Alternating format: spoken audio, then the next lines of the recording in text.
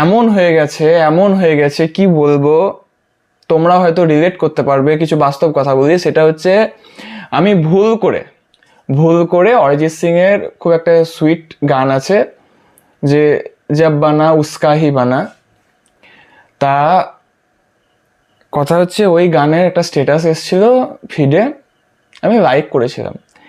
তারপর থেকে আমাকে এমন স্ট্যাটাস দিচ্ছে, মনে হচ্ছে যেন চোখের ভেতর থেকে জলটা জোর করে পাম্প লাগিয়ে বার করবে।